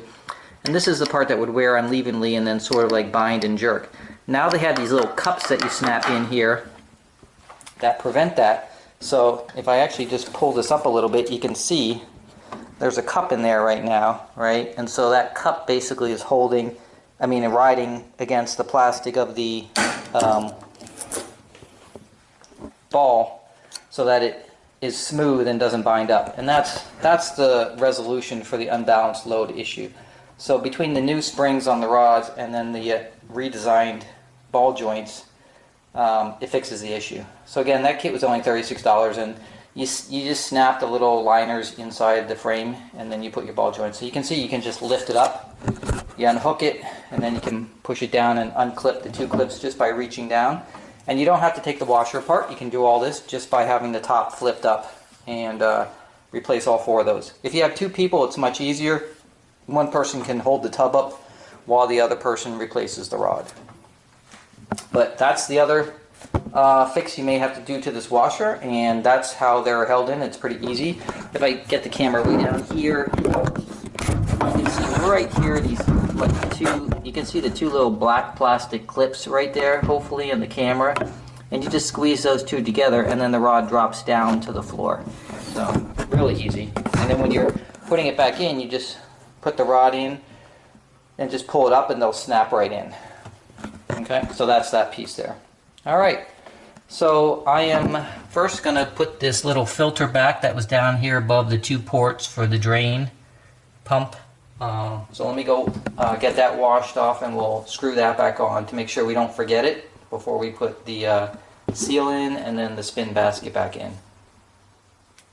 Alright, so let's put our filter back on before we put our seal in. So you can see here we've cleaned up our filter, all the gunk out of it, and again it just fits down here in this little section right here, and then just 2 screws that you're going to put back in. Now these screws are sort of a stainless steel screws, so they don't rust. if your screw is missing or you have a problem and you have to replace it, make sure you use a stainless steel screw and not just a regular screw, otherwise it'll rust. And if it rusts, because this is all submerged in the water for the wash, you know, you could get rust on your wash. So make sure you use the stainless steel screw. And actually what I'm going to do, because these are a little bit, I see just a tiny bit of corrosion on them, not much, but, and just snug them, no over tightening because it's going into plastic and it's not moving or doing anything. So I think what I'll do is I'll put a little appliance paint on them and let that dry on it, and that will give them an extra coating of protection so they don't rust into the wash tub, and then you don't get any rust on your clothes. Okay, so one more thing inside here before we can put the agitators back in, and that is the seal that goes right here. So you can see the seal is going to ride on that silver collar right there. And two things with the seal when we put it in. We're going to have to fill it with grease, first of all, because it needs to be lubricated so it doesn't wear out. And then second thing is on the outer rim of it, we're going to put some sealant to seal it against the tub opening there so no water leaks down. Now again, if water leaks down, it's supposed to go through that weep hole and out, but you know, that doesn't really look like it would work too well, to be honest with you. And then what we're going to do then is just spin our shaft and make sure there's no binding or anything like that. So let's go get the seal and I'll show you how that works. Okay, so here's our seal kit. We got a couple things here. We have the seal itself, and you can see on the outside it has two sort of like ridges in it. So we're going to put the adhesive in the bottom ridge around the whole thing before we seat it in the opening. That will squeeze the sealant up the side of it as we're putting it in. And then on the inside of this seal, you have a couple of channels in here, and we're going to load those up with grease. There's an upper channel, I don't know if you can see it right in there. Right below this top lip, you see that second lip, there's a channel in between there we want to stuff with grease, and then we're going to stuff it right below that also with grease. So we want this thing totally stuffed with grease because obviously the shaft is spinning in there at high speeds, you know, all the time. So we want to keep it lubricated, and that's what this bottle is, the grease, and this is the adhesive that goes on the outside. All right, so here we go. Now, this is the messiest part of the entire job because you have to get the grease inside the seal here, and then on top of that you gotta like put the adhesive on the outside. Now, little tip, I wrapped the outside with a piece of painter's tape temporarily while I'm getting the grease loaded into the seal. You don't want to get grease all on the outside here because you want the sealant to be on there, and the sealant's not going to stick as well if it's all greasy on the outside. So since this is going to be a messy job, just put some tape on the outside, and that way after you get all the grease in there you can clean off the edges and then take it off and you'll be good to go. You notice I'm using latex gloves too, that way I don't get it all over the place. Now the grease comes in this little tube. The top here is actually too big to get into this little area right here, so actually, a little tip, cut off the corner from the back and you can squeeze it out the back into the opening that way. Alright, so we're going to take our tape off that we had on the outside here so we didn't get grease on the outside of the seal. Just make sure you don't touch the grease as you're taking this off. Okay.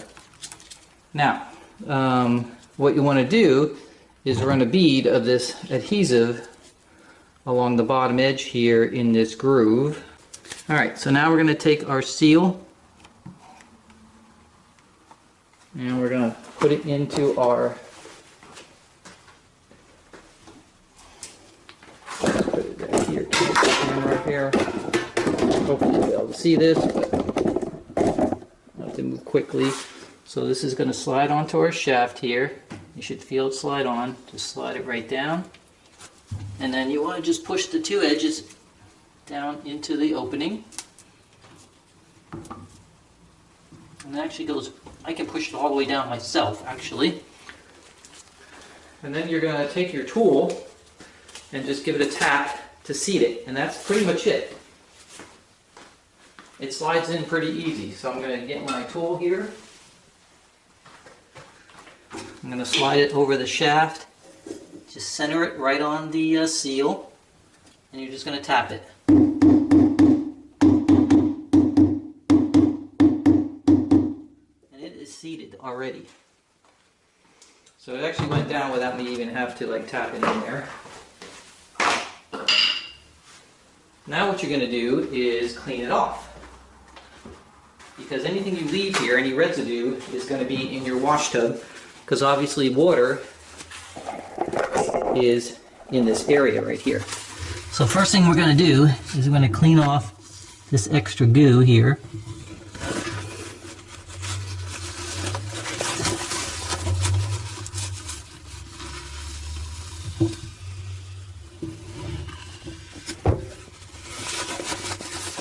Alright, and then we're going to clean off our drive shaft.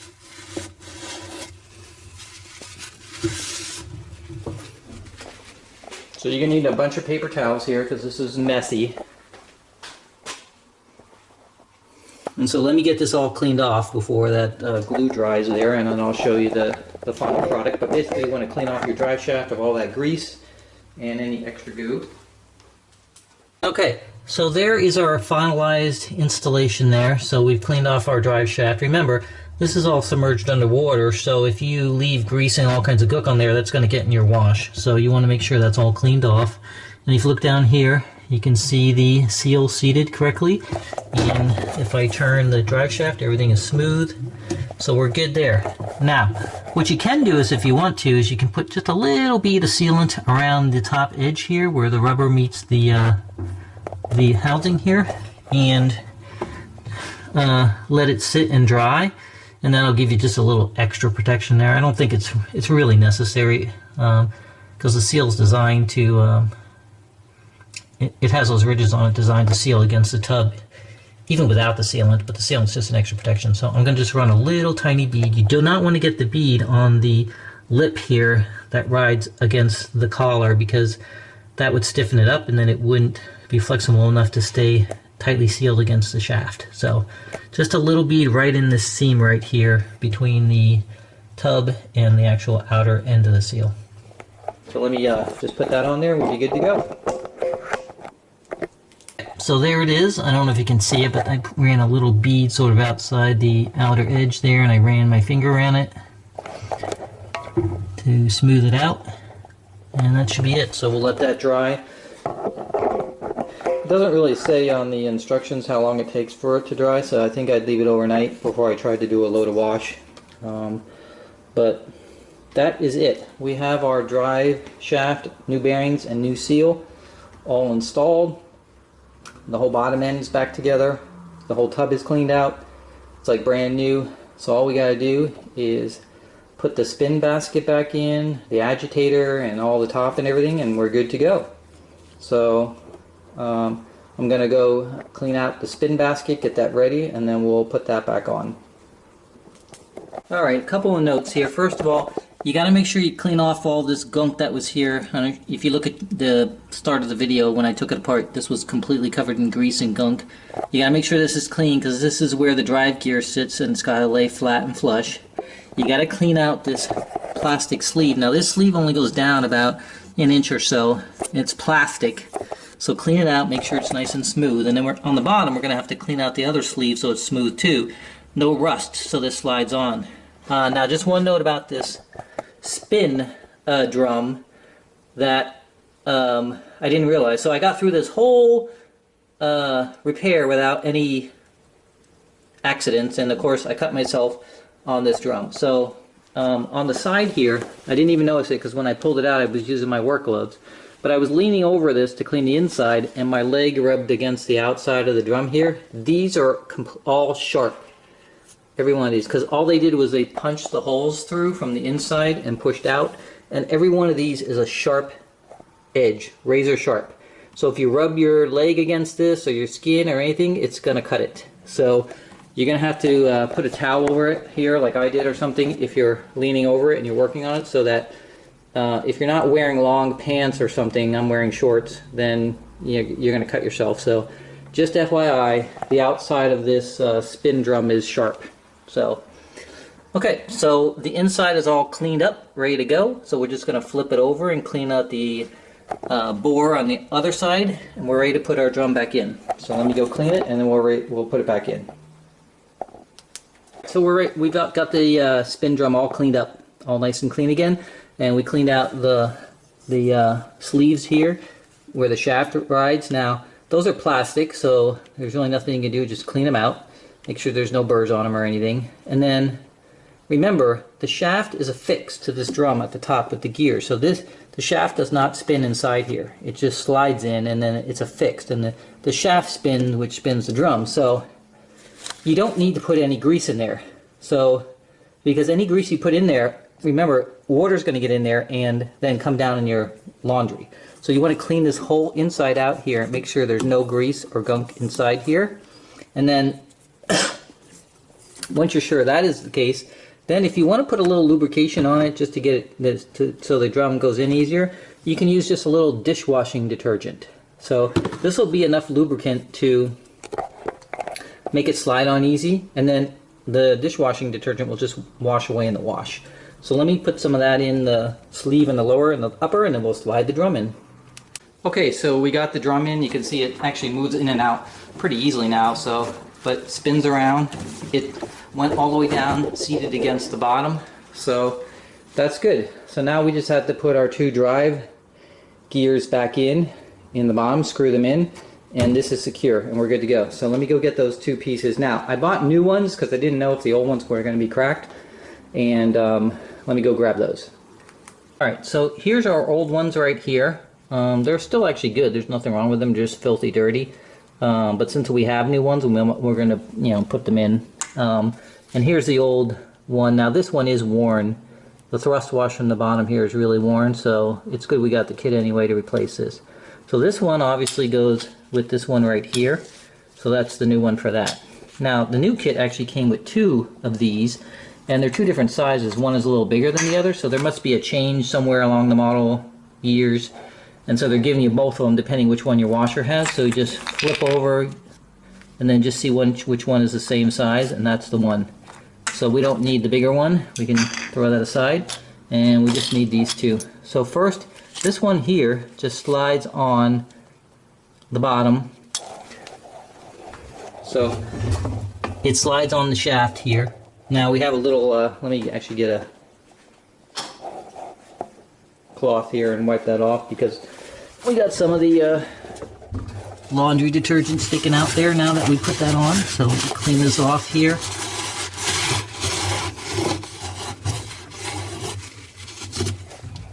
Okay. So there's no lubrication or grease here because obviously the thing is going to be submerged in water all the time, so that's why they have this silver thrust washer on here.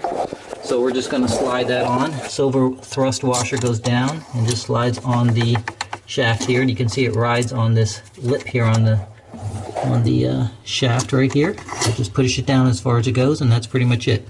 So now this is locked to the drive shaft.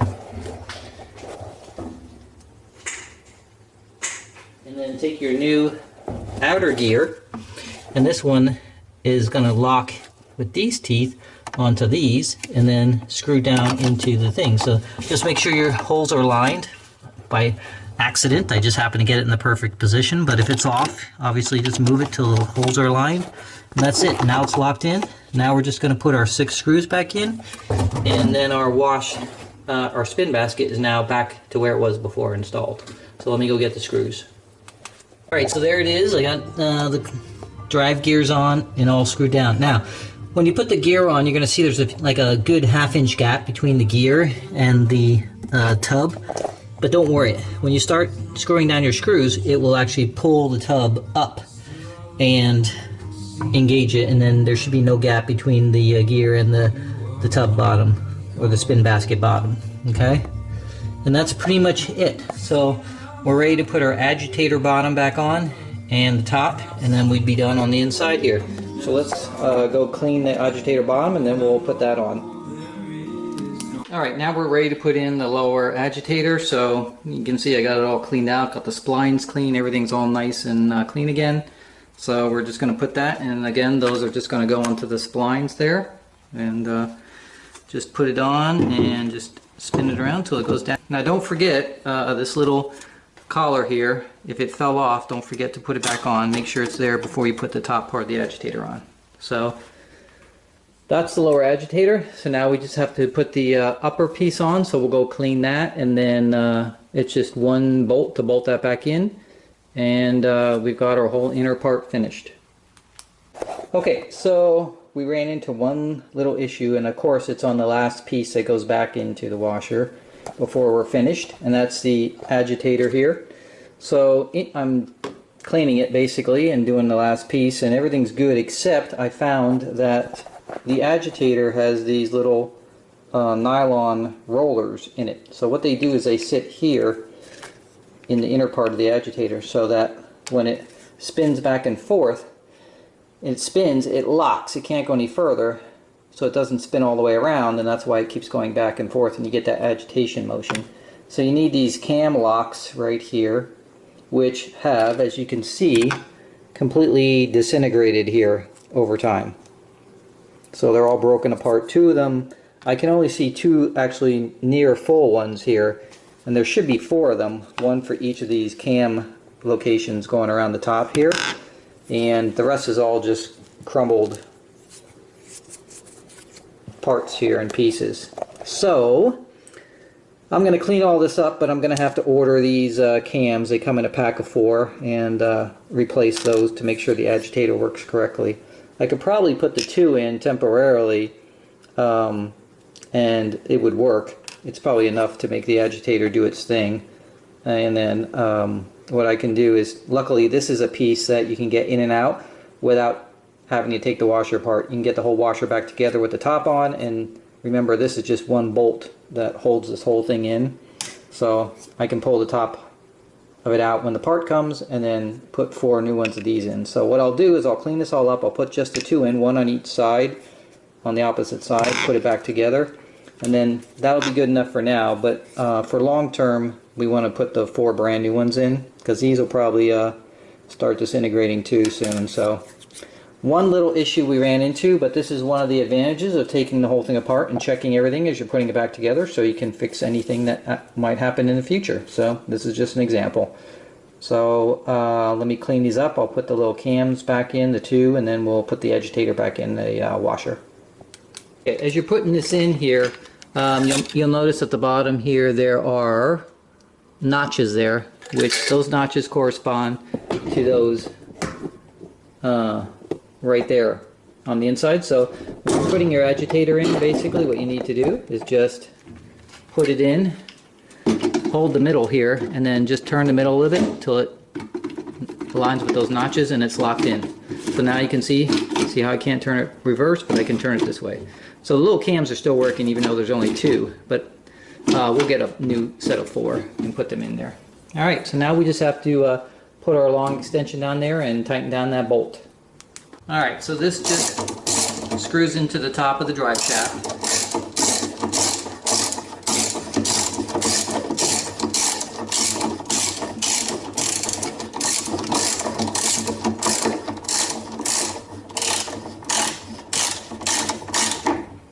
Okay, and then you'll feel it like stop, basically it locks, and you have to kind of hold the drum while you're turning the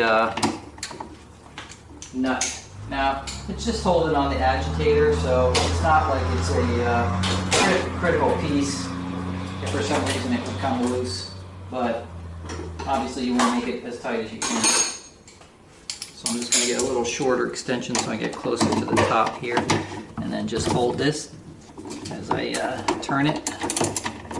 Just get a little leverage. So obviously if you have another person to help you, that's great. And that's it, it's tight. Alright, so now we have the agitator in. It's working okay. It's all attached to the drum. Now we just got to put in that little cap that seals off the top here from the fabric softener. Alright, so here's the little cap with the seal all cleaned up. And so we're just going to take a little dishwashing detergent again with our finger and just run a little little bit around the edge of the seal, just for a little bit of lubrication so that it goes in smooth and we don't nick the seal, because this seal will prevent the fabric softener from leaking down into the center of the agitator. Alright, so we got it lubricated. So we're just going to take it and put it in the center here until it basically goes down and snaps in place.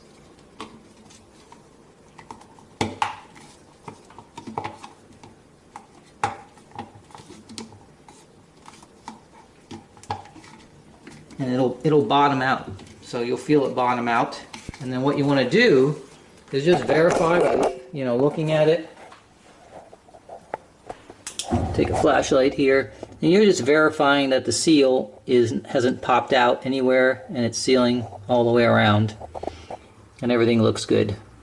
Okay, but you'll feel it bottom out, and you'll see the little weep holes here will be open. If you're above the weep holes, that means it's not all the way down, and you want to make sure that your little hooks here that you have, these little sort of handles on it, are not covering the weep holes, because then the fabric softener won't be able to get out. So if that's the case, when you put it in, you can always just move it by twisting it a little and making sure those are not covered. So there's, again, 3 of them, so you're just checking for those 3 holes to make sure they're okay, and that's it. So now we're going to put on the fabric softener dispenser, which we have already cleaned previously, so it's ready to go. So you just pop it in until it snaps in, and that's it. So we're all finished here as far as the spin drum goes, and the agitator, and everything's back in place, and we're all set to go. So now we just have to put on our cover here that we had on the outside, and then hook up our hose again, and then we're ready to put the top on. So let me go get the cover. Alright, so we're going to put our cover back on here, so it just goes in one direction because the hose is in the back here, so that has to obviously attach to the back. And all you do is attach it to the little tabs, just make sure they're lined up and snap them in, and that's pretty much it. So you just go around making sure all the tabs are snapped in.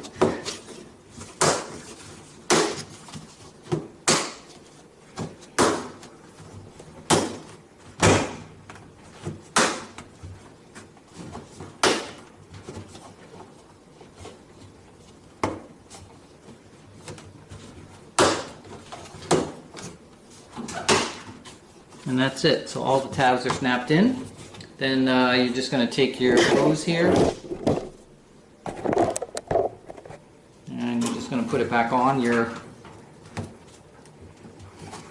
top, and you just have to move this clamp back up here where we had it before with your pliers. Alright, so there it is. We got our top back on, we got our hose connected, we got our clamp on. We did a final check on the inside to make sure all hoses and wires were attached, nothing was loose. So we're pretty much ready to put the top on. But before we do that, we're actually going to move this over in place of where it would be, because with the top off, we have this nice edge right here. We can put a level and make sure our washer is level this way and that way.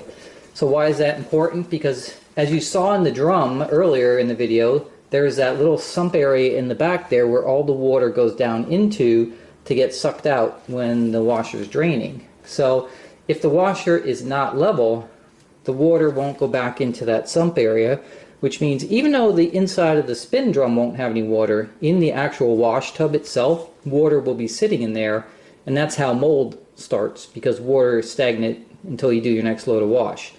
Not to mention that when you do your next load of wash, then all that water gets washed up into the clothes that you're washing. So you want to make sure that everything goes to that sump to drain out. And so you want to have your washer level both sideways and on the front. And so now, because I have a nice even edge here, I can do that.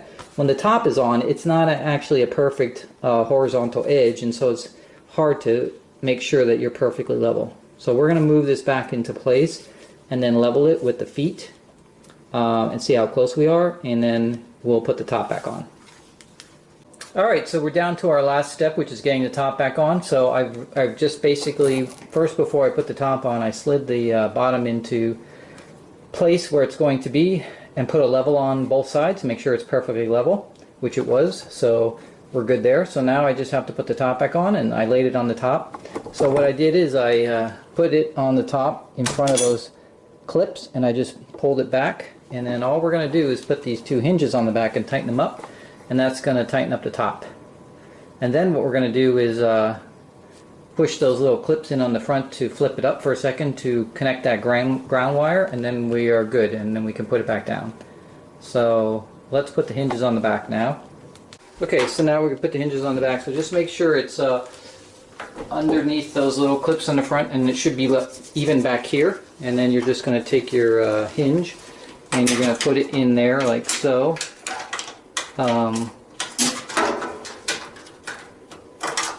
Actually, a little bottom piece here. Actually, it goes like this. It's on the bottom section right here.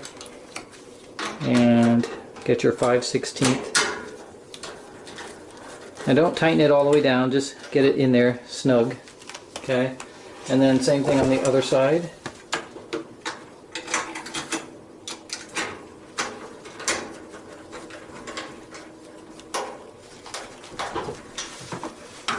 And if it's in correctly, this bottom tab here will go into this hole right here.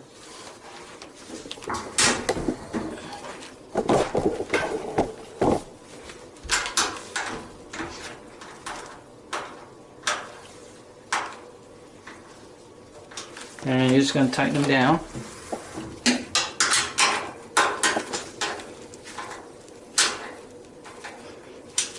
Okay, so these are tight against here. So now we could lift this up, spring it up, and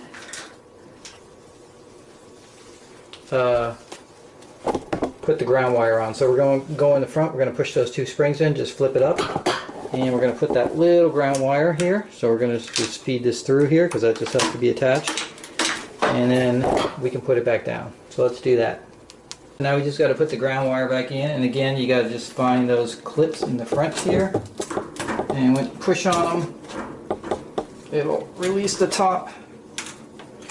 And do that on each side, and then the top will come up and it'll swing on the hinges. Okay, and all we're going to do is attach this ground wire back to this little spot right here. So actually run it on this side. It's a 1/4 inch screw. And just put it through there and put it back on.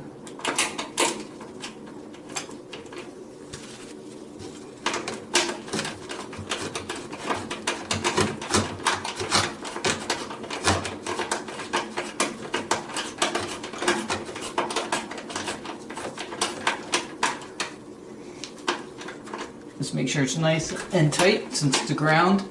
And that's it. Now we can put it back down, and when you drop it, it should snap into place. And now our top is on, so we're good to go. Now we can take our duct tape off here because the lid won't fly up anymore. And before we put the back on, we're going to just wash it down, get all the grease off of it from all my work that we've been doing on it, and then we'll put the back on. Alright, so we're down to our last step here, and we're going to be done with our repairs. So all we got to do is rehook up our wires and put our head unit back on. So first we're going to take our wires over here that we took off, so run them up through the slot and put them back where they were. So again, they're all labeled, but they kind of, you know, they reach to exactly the right socket, so you're just going to slide it in and just make sure it clips in. Make sure you hear the click and that wire's in. Then we're going to take our pressure tube here. Again, make sure this is all run up through this little slot here. It keeps it all organized. And I'm going to put our tube on our computer board. Okay, then we're going to run these wires right here. What does it mean to pre-board? Through this thing here. Well, let me get this on here first. The little brown one goes over here.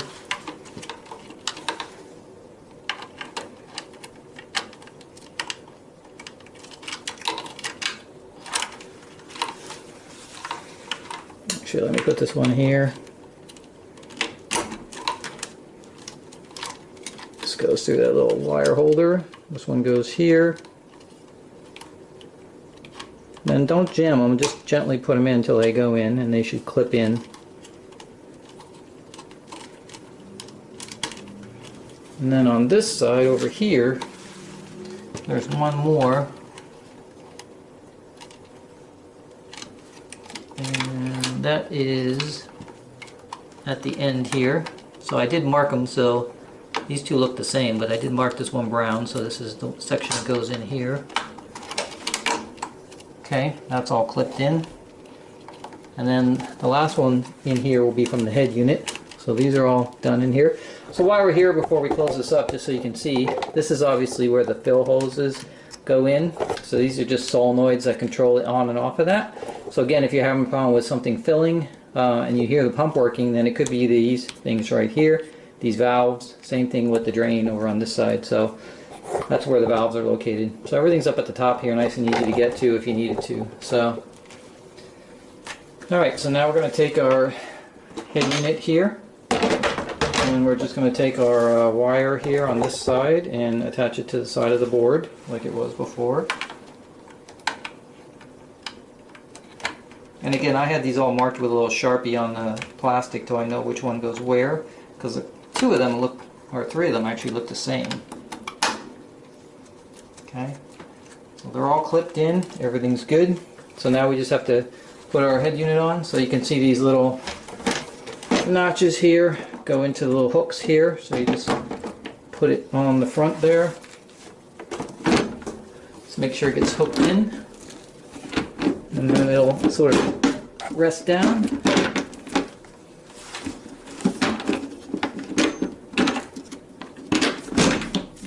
Like so. And then just tighten down your screws, 3 screws.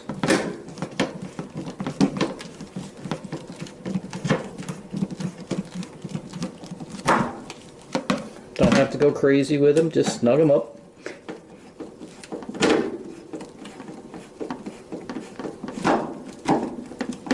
That's 2, and then the last one over here.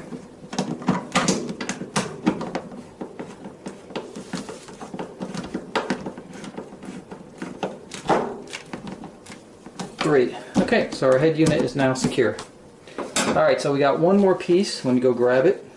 If you remember, there was just this little bracket here that went right here just to hold the wires back. That's all it does, basically. Put the screw in. It's a 1/4 inch screw. Tighten it up. And that's it. We're done.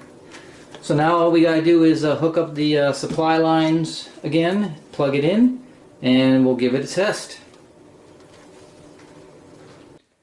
Okay, so we're all done with our repair. So you guys got the whole tour on the inside of the washer. One thing I forgot to mention, when you're inside, when you have the top up here, there's a little pouch on the inside fastened to the inside of the cabinet, and it contains the technician guide. And actually, I forgot these were in here. They're in every appliance pretty much that you buy. There's always a technician service guide on the inside somewhere in a little pouch. And this guide actually has all the codes that will come up on the display if you have a problem. So this is really, really helpful to diagnose a problem. And it would have been helpful when I had my other errors way back when, to because I had to do a lot of research to find out what the error code meant. This would have told me right away. So if you're in there, pull it out so you have it and you can use it in the future. So just a tip. Alright, so we got our lines hooked up, we got our drain hose hooked up. We threw a couple of dirty towels and stuff we were using during our repair here, so we're gonna close it and start it up here. So we got power, and we're just gonna do a hot load here because it's a little greasy, and start it and see what happens.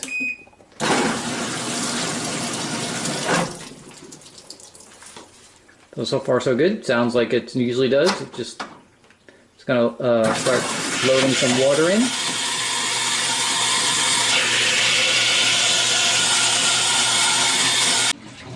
So here we are in the wash cycle. Everything's working correctly.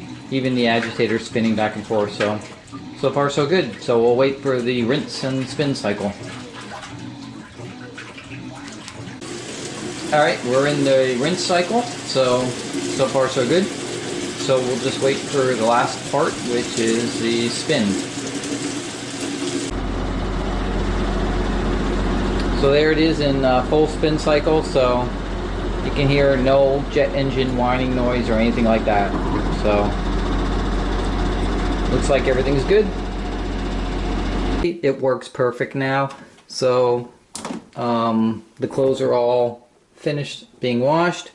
No more loud jet engine noise. Everything's working perfectly. So even the agitator with just those two rollers just still works.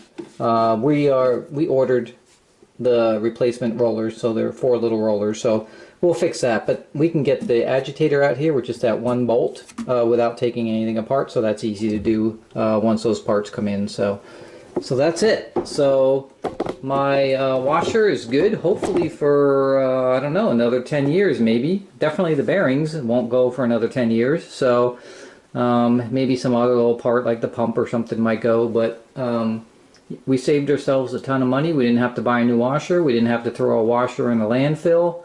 And, you know, there's a sort of a little bit of a satisfaction when you take something apart, fix it, and put it back together, and it all works. So I hope this video was helpful, not just on the bearing replacement, but on just the washer itself, how to take things apart and replace it if you need to, if you got the same kind of model. And look for some more videos in the future. Thanks.